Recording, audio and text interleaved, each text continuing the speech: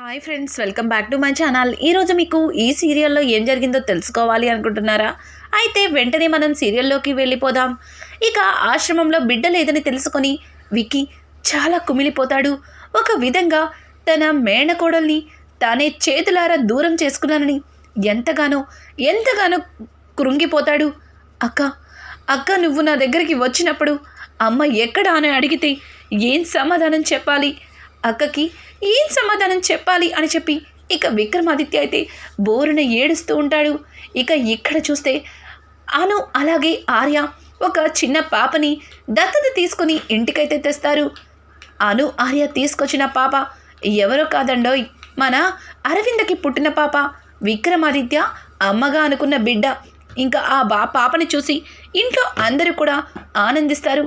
కుచిల మాత్రం అను వైపు చూస్తూ బిడ్డలు పుట్టరని తెలిసి నా కొడుకుని మాయ మాటలు చెప్పి ఒక బిడ్డని దత్తత తీసుకునేలా చేసావు. ఇప్పుడు మన కడుపులకి మనం బ్రతకలేకపోతుంటే ఇప్పుడు ఎక్స్ట్రా అనాథ బిడ్డని తీసుకొచ్చి మా నెత్తిన రుద్దాలని చూస్తున్నావా అని కుచిల అయితే ఇక పద్మావతిని విసుక్కుంటూ అను మీద అరుస్తుంటుంది. ఆర్య అయితే అమ్మా అనుని ఒక్క మాటన్నా సరే ఊరుకునేది లేదు. అను ఎంత వద్దని చెప్పినా నేనే వినకుండా ఆ బిడ్డని దత్తత తీసుకున్నావు. అయినా ఇప్పుడు ఆ బిడ్డ పాలు తప్ప ఇంకేమీ తాగదు. అట్లాంటి పసిపిల్ల మీద కూడా నీ కోపాన్ని చూపిస్తావేంటి అని చెప్పి ఇంకా ఆర్య అయితే కుచిల మీద అరుస్తూ ఉంటే ఇంకా నారాయణ అమ్మ అను ఆ పాపని తీసుకుని నువ్వు లోపలికి వెళ్ళు, మీ అత్తయ్య అలాగే అరుస్తుందిలే. ఏయ్ కుచిల నోరు మూస్తావా అని అంటుంటే అవును, ఎప్పుడు నా నోరు ముయించాలనే చూస్తారు, కానీ ఇంట్లో వాళ్ళు వెలగపెట్టేదేమీ మీకు కనిపించటం లేదు. నాకు తెలుసు ఈ అనుకి పిల్లలు పుట్టరని. కేవలం ఈ అక్క చెల్లెలిద్దరూ మన ఆస్తిని చూసి పెళ్లి చేసుకున్నారు అని అంటుంటే ఆ మాట విన్నా నారాయణ ఓ మన ఆస్తిని చూసి పెళ్లి చేసుకున్నారా? మరి ఇప్పుడు మనకి ఆస్తులు పాస్తులు లేవు కదా, కానీ మనమే కావాలని వాళ్ళిద్దరూ మనతోనే ఉండిపోయారు. మరి దీని గురించి నువ్వేం మాట్లాడతావు అని చెప్పడంతో నీకు నా నోరు ఎలా మూయించాలో బాగా తెలుసు చెప్తా.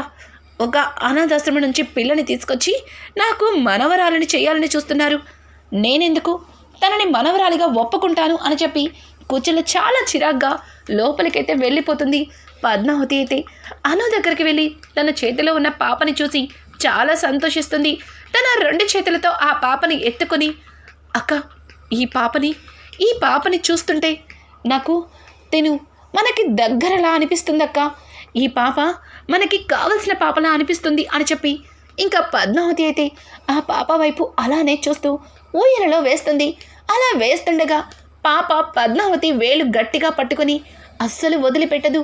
అక్క చూడొక్కసారి, ఈ పాప నా చెయ్యి పట్టుకొని పెట్టడం లేదు అంటే ఈ పాప మనకి బాగా దగ్గర మనిషిలాగా అనిపిస్తుంది అని చెప్పి ఇక పద్మావతి అయితే పాపని చూస్తూ అలాగే ఊయలని ఊపుతుంది. ఇక ఇంతలో విక్రమాదిత్య అయితే బిడ్డని చేజిక్కించుకోలేకపోయానే, నా చేతులతో నేనే మా అమ్మని దూరం చేసుకున్నానే అని చాలా కుమిలిపోతూ బాధగా ఇంటికి వస్తాడు. ఇక ఇంటికి వచ్చిన విక్కీని చూసి నారాయణ, విక్కీ నీకు జాబ్ కన్ఫర్మ్ అయిందన్నావు, ఏంట్రా ఇంత డల్గా ఉన్నావు, ఏమైంది అసలు, అంతా ఓకేనా అని అంటుంటే బాబాయ్ నాకు కొంచెం చిరాగ్గా ఉంది, నేనిప్పుడు ఎవరితో మాట్లాడలేను, దయచేసి నన్ను ఒంటరిగా వదిలేయండి అని చెప్పి ఇక విక్కీ లోపలికి వెళ్ళబోతుంటే ఇంతలో పద్మావతి సారు నాకు జాబ్ వచ్చినది సారు, ఒక్కసారి ఆగండి సారు అని చెప్పి కావాలని విక్రమాదిత్యాన్ని చెయ్యి పట్టుకొని అక్కడే ఆపుతుంది. ఇక విక్కీ అయితే అప్పటికే చాలా బాధతో ఉన్న విక్రమాదిత్య అలాగే అను పద్మావతి వైపు చూస్తాడు. ఇక పద్మావతి అయితే సారు ఈరోజు నాకు ఉద్యోగం వచ్చుండాది, అలాగే మన ఇంటికి ఒక కొత్త వ్యక్తి వచ్చుండారు, ఈరోజు నాకు చాలా సంతోషంగా ఉండాది సారు అని చెప్పి పద్మావతి మాట్లాడుతుంటే షటప్ పద్మావతి, నీ వల్ల నేను చాలా బాధగా ఉన్నాను, కానీ నువ్వు సంతోషంగా ఉన్నావు. నా అక్కని నా నుంచి దూరం అయ్యేలా చేసావు. కేసు వాపస్ తీసుకొని మా అక్కని, అలాగే అక్కకు పుట్టిన బిడ్డని ఇద్దరిని నా దగ్గర లేకుండా చేసావు. అక్క నా దగ్గర పాపని వదిలిపెడితే అది తెలుసుకోకుండా ఆ బిడ్డ ఎవరి బిడ్డో అని తీసుకెళ్ళి అనాథాశ్రమంలో ఈ చేతులతో జాయిన్ చేశాను. ఛీ, ఇదంతా ఎవరి వల్ల? ఇంకొకసారి నీ మోహం చూపించావంటే ఊరుకునేదే లేదు. వెళ్తావా లేదా అని చెప్పి ఇక విక్రమాదిత్య అయితే పద్మావతి మీద గట్టిగా అరిచి అక్కడి నుంచి వెళ్ళిపోతుంటే, సారు ఆగండి సారు, ఎక్కడికి పోతుండారు? ఆగండి, చూడండి సారు, మీ అమ్మగారిలానే ఉన్న ఒక పసిపాప ఉంది మన ఇంట్లో. ఒక్కసారి చూడండి సారు. ఈరోజు బావగారు అలాగే అక్క ఈ పాపని దత్తత తీసుకుంటారు సారు, చూడండి సారు అని చెప్పి ఇంకా విక్రమాదిత్యకి ఆ పాపని చూపించబోతుంటే, అప్పటికే పాపని కోల్పోయాను, అక్కని దూరం చేసుకున్నానన్న బాధతో విక్కీ, ఏయ్ నీకెన్నిసార్లు చెప్పాలి, నాతో మాట్లాడొద్దు, నీ మోహం నాకు చూపించొద్దు అని. ఇంకొక తూరు నా వైపు చూసావంటే ఊరుకునేది లేదు అని చెప్పి విక్కీ ఆ పాపని చూడకుండా చాలా చిరాగ్గా అక్కడి నుంచి తన గదిలోకైతే వెళ్ళిపోతాడు. ఇంకా పాప కూడా గట్టిగా ఏడవడంతో అను పాపని తీసుకుని, అమ్మి పద్మావతి వెళ్ళి విక్రమాదిత్య గారికి ఏం కావాలో చూసుకో, పాపకి పాలు పట్టి నిద్ర పుచ్చుతాను అని చెప్పి ఇక పద్మావతి అను అయితే పాపని తీసుకొని ఇంకా పాలు పట్టి నిద్ర పుచ్చుతుంది. పద్మావతి విక్రమాదిత్య కోపాన్ని అర్థం చేసుకుని ఏమీ మాట్లాడకుండా, సారు నేను ఇదంతా కావాలని చేయలేదు సారు, నేను చెప్పేది కాస్త వినండి సారు అని చెప్పి పద్మావతి విక్కీకి చిన్నగా మాట్లాడుతుంటే, చూడు పద్మావతి, నన్ను కాసేపు ఒంటరిగా వదిలేసి నాకు కోపం తెప్పించద్దు, మర్యాదగా ఇక్కడి నుంచి వెళ్తావా లేదా అని చెప్పి ఇక విక్కీ పద్మావతిని బయటికి గెంటేసి మొహం మీద తలుపు వేసేస్తాడు. ఇంకా పద్మావతి కూడా ఏమీ చెయ్యలేక సైలెంట్గా ఉండిపోతుంది. ఇంకా ఉదయాన్నే విక్కీ పద్మావతి ఇద్దరు కూడా హడావుడిగా రెడీ అవుతూ ఆఫీస్కి బయలుదేరాలని అనుకుంటారు. ఇంకా ఇద్దరు టిఫిన్ చేస్తుంటే ఊయలలో పాప గట్టిగా ఏడుస్తూ ఉంటుంది. అలా పాప ఏడుస్తుండడం చూసిన పద్మావతి పరుగున పాప దగ్గరికి వెళ్ళి ఇంకా పాపకి ఊయలని ఊపుతుంది. అయినా సరే పాప ఏడుస్తూనే ఉంటుంది. ఏంటమ్మా, ఎందుకు ఏడుస్తున్నావు? నీకు ఇదిగో ఈ పిన్ని ఉందిగా, ఈ పిన్నిని నీకు బోలెడని కథలు చెప్తుంది, దా నా దగ్గరికి రా అని చెప్పి పద్మావతి ఆ పాపని ఎత్తుకొని అటు ఇటు తిప్పుతుంటుంది. చూడమ్మా, ఇక్కడ అందరూ నిన్ను చాలా బాగా చూసుకుంటారు. నీకొక విషయం చెప్పనా? మీ బాబాయ్ ఉన్నాడే, ముక్కు మీద కోపం. మీ బాబాయి ఒక్కసారి గట్టిగా కన్ను ఎర్రగించి చూశాడంటే భయం వేసేస్తుంది. మరి జాగ్రత్తగా ఉండాలి. ఇలా ఏడ్చావంటే మీ బాబాయ్కి కోపం వస్తుంది అని చెప్పి ఇక ఆ పాపతో బోలెడన్ని కబుర్లు చెబుతుంది పద్మావతి. అయితే ఆ మాటలన్నీ విన్నా విక్కీ చాలా చిరాగ్గా అప్పటికే పాపని కోల్పోయానన్న బాధతో అక్కడి నుంచి వెళ్ళిపోతాడు. మీ బాబాయ్ ఆఫీస్కి వెళ్ళిపోయాడు, నేను కూడా ఆఫీస్కి వెళ్ళాలి. మళ్ళీ తిరిగి వచ్చే వరకు మీ మమ్మీని అస్సలు ఇబ్బంది పెట్టకూడదు, సరేనా చిన్ని తల్లి అని చెప్పి ఇక ఆ పాపని ఊయలలో వేసి నిద్రపుచ్చి పద్మావతి కూడా ఆఫీస్కి అయితే వెళ్తుంది. అక్కడ ఆఫీస్లో యశోధర్కి ఒక కొత్త కాంట్రాక్ట్ అయితే వస్తుంది. ఆ కాంట్రాక్ట్ని దగ్గరుండి పద్మావతిని చూసుకోవాలి అన్నట్టుగా పద్మావతిని తన క్యాబిన్లోకి పిలుస్తాడు.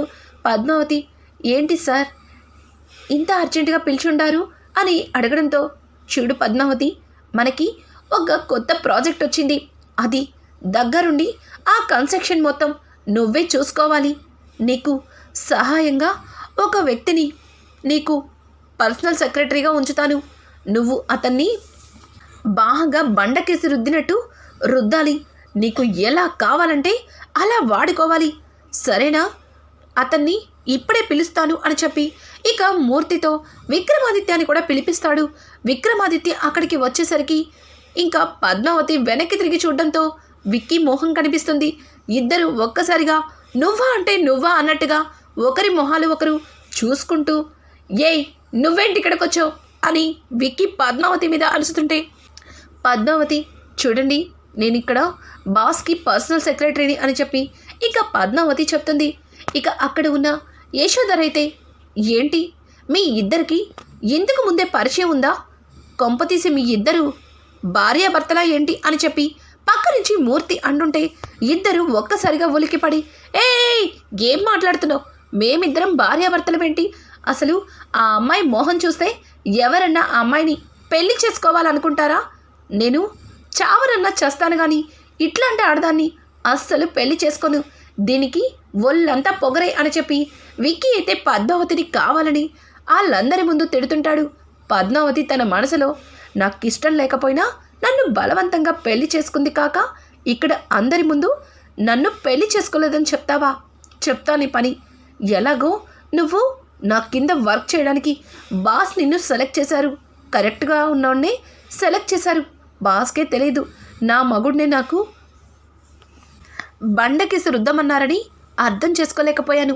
ఇప్పుడు చెప్తా, ఒక్క ఆట ఆడుకుంటా అని చెప్పి పద్మావతి తన మనసులో విక్కీ గురించి అనుకుంటూ ఉంటుంది. ఇంకా అక్కడే ఉన్న యశోధర్, సరే సరే ఇక మీ గోల్ ఆపితే నేను చెప్పేది వింటారా?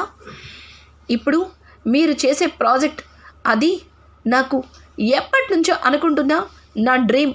ఈ ప్రాజెక్ట్ని మీరు కంప్లీట్ చేయాలి. దానికి మీ ఇద్దరినే నేను సెలెక్ట్ చేశాను. ఎందుకంటే మీ ఇద్దరు చాలా చురుగ్గా కనిపిస్తున్నారు. చూడు విక్రమాదిత్య, నువ్వు పద్మావతికి అసిస్టెంట్గా పనిచేయాలి. తను ఏం చెప్తే అది నువ్వు చేయాలి. తను చెప్పింది కాదని చెయ్యకపోతే ఈ జాబ్ నుంచి నువ్వు వెళ్ళిపోవలసి ఉంటుంది అని చెప్పి ఇక వాళ్ళ బాస్ విక్రమాదిత్యాన్ని బెదిరిస్తాడు. విక్రమాదిత్య పరిస్థితి చాలా క్రిటికల్ కాబట్టి, ఆ ఉద్యోగం తనకి చాలా ఇంపార్టెంట్ కాబట్టి, ఓకే బాస్ మీరు ఎలా చెప్తే అలానే అని చెప్పి ఇక విక్కీ మాట్లాడుతూ బయటికైతే వస్తాడు.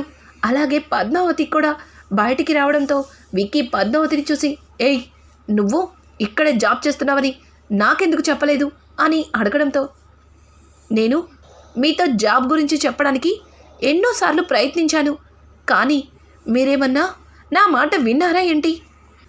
ఎన్నిసార్లు ఫోన్ చేశాను నిన్న, కానీ ఫోన్ కట్ చేశారు. పోనీ ఇంటి దగ్గర చెప్దామా అంటే ఏదో ఒక రకంగా నన్ను తిట్టడానికి, నన్ను బాధ పెట్టడానికి చూస్తుంటారు. నా ఆనందాన్ని చూపించే అవకాశం నాకెక్కడిచ్చారు మీరు అని చెప్పి ఇక పద్మావతి అయితే విక్కీ మీద అరుస్తూ అక్కడి నుంచి వెళ్ళిపోతుంది. ఇంతలో మూర్తి బయటికి వచ్చి, విక్రమాదిత్య ఏంటి అలా ఉన్నావు? నాకు మీ ఇద్దరి మీద ఏదో అనుమానంగా ఉంది. మీ ఇద్దరు ఏదో దాచిపెడుతున్నారని నాకు అనిపిస్తుంది అని అంటుంటే ఇక విక్రమాదిత్య తన మనసులో, అమ్మో వీడికి మా మీద డౌట్ వచ్చిందంటున్నాడు, కొంపతీసి మేమిద్దరం భార్యాభర్తలమని కనిపెట్టేశాడా అని చెప్పి విక్కీ తన మనసులో అనుకుంటూ, అయ్యో మూర్తి గారు మీకు అసలు బుర్రుందా? పెళ్ళి భార్యాభర్తలు ఏంటండి ఇదంతా? మీకేం అర్థం కావట్లేదు. అసలు బుర్రున్నాడు ఎవడైనా అట్లాంటి అమ్మాయిని ప్రేమిస్తాడా? పెళ్లి చేసుకుంటాడా? అసలు మీరు ఏం ఆలోచిస్తున్నారండి? ఈ విక్రమాదిత్య బ్రహ్మచారి అని అనుకుంటూ అక్కడి నుంచి వెళ్ళిపోతాడు. మూర్తి మాత్రం వాళ్ళని అనుమానంగా చూస్తూనే ఉంటాడు. ఇక ఇంతలో యశోధర మూర్తి దగ్గరికి వచ్చి, ఏంటి మూర్తి ఏం ఆలోచిస్తున్నావు? చూసావుగా పద్మావతిని నా డ్రీమ్ ప్రాజెక్ట్కి తననే అపాయింట్ చేశా, కానీ తన కింద వర్క్ చేయడానికి ఆ పొగరుపోతు గిత్త విక్రమాదిత్యాన్ని పెట్టా అని అంటుంటే, ఏమో వాళ్ళిద్దరిని మీరే భార్యాభర్తని చేస్తారేమో అని అనుమానంగా ఉంది అని చెప్పి మూర్తి మాట్లాడుతుంటే, మూర్తి గారు ఏం మాట్లాడుతున్నారు? పద్మావతి నాది, నాకు మాత్రమే సొంతం. పద్మావతిని త్వరలోనే నేను పెళ్లి చేసుకుంటాను అని చెప్పి తన మనసులో ఉన్న మాటని మూర్తి దగ్గర బయట పెడతాడు. చాలా బాగుంది. ఒక రాధకి ఇద్దరు కృష్ణులు అన్నట్టుగా ఆల్రెడీ ఆ విక్రమాదిత్య గాడు ఆ పద్మావతి వెంట పడుతున్నాడు. ఇప్పుడు అదే పద్మావతి వెంట నువ్వు కూడా పడు, ఇద్దరు కలిసి కొట్టుకు చావండి అన్నట్టుగా ఇక మూర్తి తన మనసులో అనుకుంటాడు. ఇదంతా ఇలా ఉండగా ఇక అరవిందని చూపిస్తారు. అరవిందని చూసిన మురళి అయితే, ఏయ్ అరవిందా ఎవరికి ఫోన్ చేసావు? నాకు తెలుసు నువ్వు విక్రమాదిత్యకే కదా ఫోన్ చేసావు. ఫోన్ ఇలా ఇవ్వు అని చెప్పి ఇక అరవింద దగ్గర నుంచి ఫోన్ తీసుకుంటుంటే, అరవింద నువ్వేం కంగారు పడనక్కర్లేదు, మనం ఎక్కడ ఉన్నామో విక్కీకి తెలీదు, నువ్వు టెన్షన్ పడేంత లేదులే, నువ్వు నన్నేమీ చేయనంత వరకు నిన్ను మా తమ్ముడు ఏమీ చేయడు అని చెప్పి ఇక అరవింద మాట్లాడుతుంటే, అరవింద మాటలకి మురళి అయితే, అవును, నిన్ను ఏమీ చెయ్యనంత వరకు నన్నేమీ చెయ్యడనే కదా నీ పొగరు. ఆ బిడ్డ దొరికిన మరుక్షణం నువ్వు ఆస్తి పత్రాల మీద సంతకాలు పెట్టకపోయినా, నిన్ను చంపైనా నీ వేలి ముద్రలు తీసుకుని ఈ ఆస్తిని నా సొంతం చేసుకుంటాను అని చెప్పి ఇక మురళి మాట్లాడుతుంటే, నువ్వు ఇంకొక జన్మెత్తాలేమో కానీ ఈ ఆస్తి నీ సొంతం కాదు, అలాగే నా బిడ్డ నీకు దక్కదు అని చెప్పి ఇక అరవింద లోపలికి వెళ్ళిపోతుంది. ఇంకా ఇంట్లో విక్కీ వాళ్ళ నానమ్మ అయితే ఆ పాప దగ్గరికి వెళ్తుంది. ఆ పాపని చూస్తుంటే అచ్చం అరవింద మొహాన్ని గుర్తొస్తూ ఉంటుంది. ఇక విక్కీ నానమ్మ బాధపడుతూ ఒక దగ్గర కూర్చోవడంతో ఇంతలో ఆర్య వచ్చి, నానమ్మ ఏమైంది, అంత డల్గా కనిపిస్తున్నారు అని అంటుంటే, రే ఆర్య, ఆ పాపని చూస్తున్నప్పుడల్లా నాకు అరవిందనే గుర్తొస్తుందిరా, అరవింద బిడ్డ కూడా అచ్చం ఈ పాపలాగే ఉంటుందేమో అని నాకు అనిపిస్తుంది అని అంటుంటే, ఇంతలో నారాయణ వచ్చి, అమ్మా ఆ బిడ్డ మన అరవింద బిడ్డనే అనుకోవచ్చు కదా, ఎందుకు అలా బాధపడుతున్నావు, ముందు పాపని చూడు, భలే నవ్వుతుంది, అచ్చం మన అరవిందలాగే అని చెప్పి ఇక నారాయణ అయితే పాపని చూపిస్తూ ఇక వాళ్ళ అమ్మని తన అమ్మ చేతిలో పెడతాడు. ఇక ఆ పాపని ఎత్తుకున్న విక్రమాదిత్య నానమ్మ తెగ సంబరపడిపోతుంది. ఇదంతా ఇలా ఉండగా దివ్య అయితే తన మనసులో, ఏంటి ఓవర్ యాక్షన్, వీళ్ళు బ్రతకడానికి వీళ్ళకి దిక్కు లేదు, ఒక పూట తింటే రెండో పూట గంజి తాగుతున్నారు, కానీ ఆశ్రమం నుంచి ఒక బిడ్డని తీసుకొచ్చి దాన్ని మహారాణిని చేసేస్తారని వీళ్ళ మాటలు వీళ్ళు చూస్తుంటే నాకు చాలా చిరాగ్గా అనిపిస్తుంది అని చెప్పి ఇక దివ్య తన మనసులో అనుకుంటుంటుంది. ఇంతలో మురళి నుంచి దివ్యకి ఫోన్ అయితే వస్తుంది. ఆ ఫోన్ చూసిన దివ్య కంగారుగా బయటికైతే వెళ్ళిపోయి, బావా ఇక్కడ చూస్తున్న ఓవర్ యాక్షన్ తట్టుకోలేకపోతున్నాను బావా, నేను ఇక్కడ ఉండలేకపోతున్నాను, నేను నీ దగ్గరికి వచ్చేస్తాను బావా అని చెప్పి దివ్య అయితే ఇంకా మురళితో మాట్లాడుతుంటే, మురళి, దివ్య ఇంకొన్ని రోజులు ఓపిక పట్టు, ఇక్కడ అరవింద ఆస్తి నా పేరు మీదకి మార్చిన వెంటనే దీన్ని ఆ దేవుడి దగ్గరికి పంపించేస్తాను, తరువాత నిన్ను పెళ్లి చేసుకొని నిన్ను మహారాణిలాగా నా గుండెల్లో పెట్టుకుంటాను అని చెప్పి ఇక మురళి అయితే దివ్యకి మళ్ళీ మాయమాటలు చెప్పడం మొదలు పెడతాడు. దివ్య అయితే, పో బావా, ఎప్పుడు ఇలాగే మాట్లాడుతున్నావు, ఇక్కడ ఈ పేదరికంలో వీళ్ళందరినీ చూస్తుంటే నాకు పిచ్చి పట్టేలా ఉంది, వీళ్ళకి తోడు మెడకి ఒక డోల్ అన్నట్టుగా ఒక ఆశ్రమం నుంచి పాపని తీసుకొచ్చారు అని చెప్పడంతో మురళి ఒక్కసారిగా, ఏంటి పాపని తీసుకొచ్చారా అని ఆశ్చర్యంగా అడుగుతాడు. అవును బావా, ఆ ఆర్య అనులిద్దరికీ పిల్లలు పుట్టట్లేదు కదా, అందుకోసమే ఒక బిడ్డని తీసుకొచ్చారు, ఆ బిడ్డని దత్తత తీసుకొని వాళ్ళ బిడ్డలాగా పెంచుతున్నారు, అసలు వీళ్ళు ఇక్కడ చేసే ఓవర్ యాక్షన్ చూస్తుంటే తట్టుకోలేకపోతున్నాను అని చెప్పి ఇక దివ్య చెప్తుంటే, దివ్య మాటలకి మురళి, ఆశ్రమం నుంచి బిడ్డని తీసుకొచ్చారా, అసలు ఆ బిడ్డ ఎవరు, అరవింద అన్నట్టు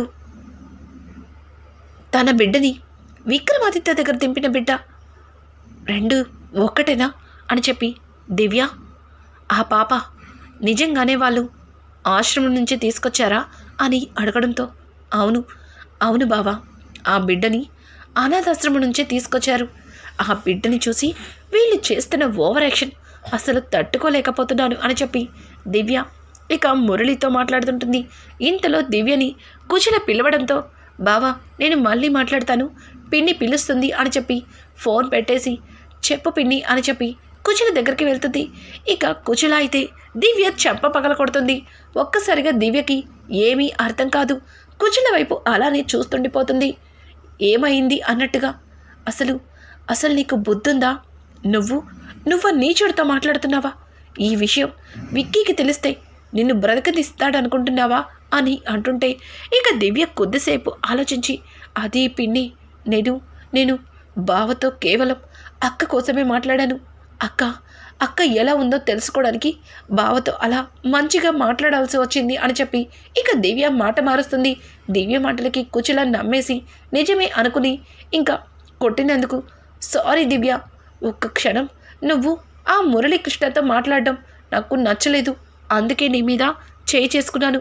అరవింద ఎలా ఉందంట, అరవింద బిడ్డ బాగానే ఉందా అని చెప్పి అడుగుతూ ఉంటే ఏమో నాకు కూడా తెలీదు, కానీ అక్క మాత్రం బాగానే ఉందని అర్థమైంది అని చెప్పి దివ్య కుచుల వైపు సీరియస్గా చూసుకొని లోపలికైతే వెళ్ళిపోతుంది. దివ్య కుచులకి దొరికినట్టు పద్మావతి విక్రమాదిత్యకు దొరికినట్టయితే అప్పుడు అసలు కథ మొదలవుతుంది.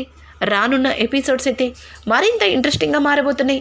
ఇంట్లో ఉన్న బిడ్డ గురించి నిజం తెలుసుకుంటాడా విక్కీ? అసలు ఈ కథ ఎటువైపు మలుపు తిరుగుతుంది? ఈ వీడియో మీకు నచ్చినట్టయితే లైక్ చేసి సబ్స్క్రైబ్ చేసుకోవడం మాత్రం మర్చిపోకండి. Thanks for watching. Hi friends, welcome.